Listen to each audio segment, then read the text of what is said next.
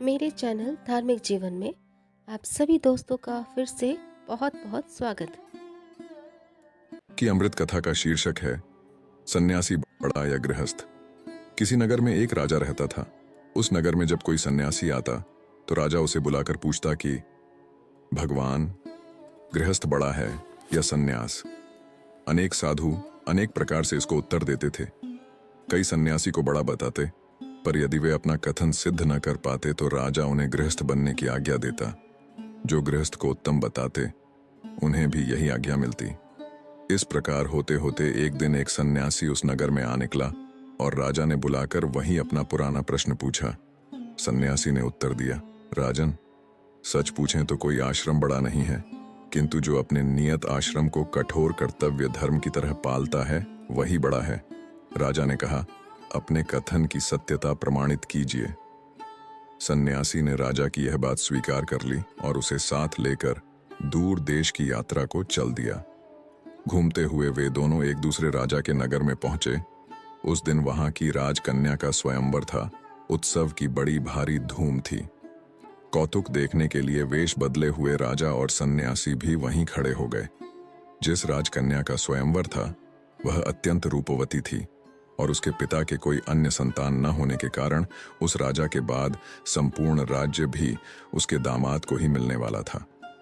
राजकन्या सौंदर्य को चाहने वाली थी, इसलिए उसकी इच्छा थी कि मेरा पति अतुल सौंदर्यवान हो।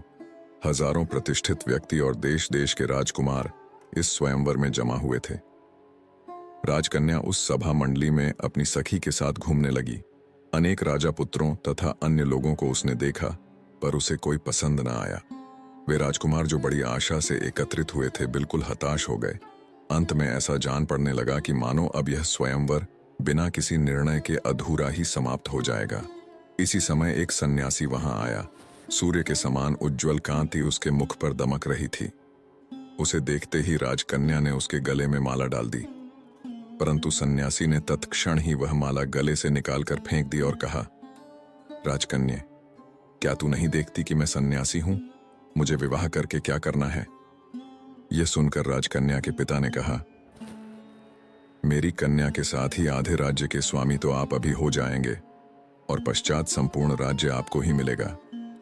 राजा के इस प्रकार कहते ही राजकन्या ने फिर वह माला उस साधु के गले में डाल दी, किंतु सन्यासी ने फिर उसे निकाल पर फेंक दिया और बोला, राजन, विवाह करना मेरा धर्म नहीं है।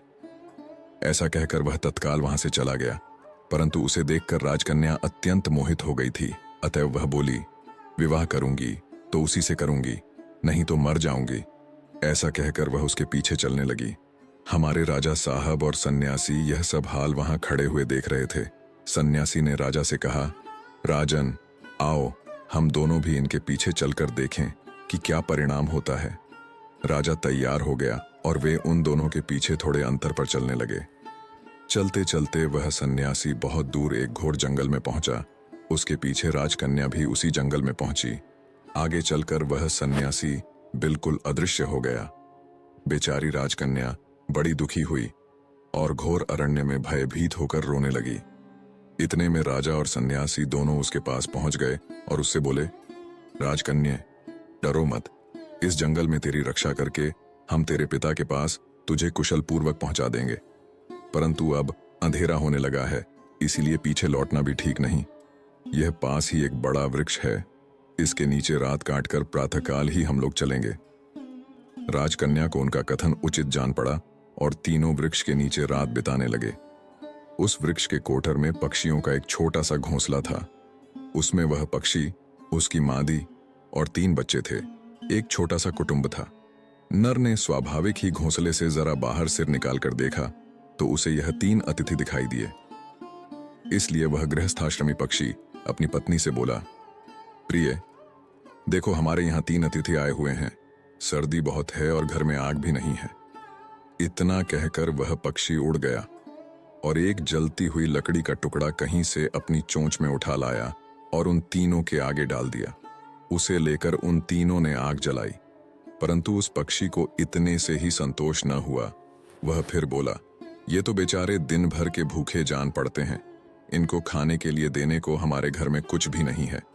प्रिय, हम गृहस्थाश्रमी हैं और भूखे अतिथि को विमुख करना हमारा धर्म नहीं है। हमारे पास जो कुछ भी हो इन्हें देना चाहिए। मेरे पास तो सिर्फ मेरा देह है, यही मैं इन्हें अर्पण करता हूं। यह कहकर वह पक्षी जलती हुई आग में कूद गया। यह देख उसकी स्त्री विचार करने लगी कि इस छोटे से पक्षी को खाकर इनकी तृप्ति कैसे होगी। अपने पति का अनुकरण करना भी मेरा कर्तव्य है। यह सोचकर वह भी आग में कूद पड़ी। यह सब उस पक्षी के तीनों बच्चे देख रहे थे। वे भी सोचने लगे कि कदाचित अब भी हमारे इन अतिथियों की तृप्ति न हुई होगी, इसलिए अपने माँ बाप के पीछे इनका सत्कार हमको ही करना चाहिए। यह कहकर वे तीनों भी आग में कूद पड़े। यह सब हाल देखकर वे तीनों बड़े चकित हुए। सुबह होने पर वे सब जंगल से चल दिए। राजा और सन्यासी ने राजकन्या को उसके पिता के पास पहुंचाया।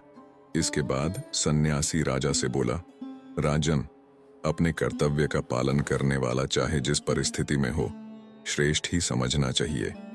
यदि गृहस्थाश्रम स्वीकार करने की तेरी इच्छा हो तो उस पक्षी की तरह परोपकार के लिए तुझे तैयार रहना चाहिए, और यदि सन्यासी होना चाहता हो तो उस यति की तरह राजलक्ष्मी और रति को भी लज्जित करने वाली सुंदरी तक की उपेक्षा करने के लिए तुझे तैयार होना चाहिए। कठोर कर्तव्य धर्म को पालन करते हुए दोनों ही बड़े हैं।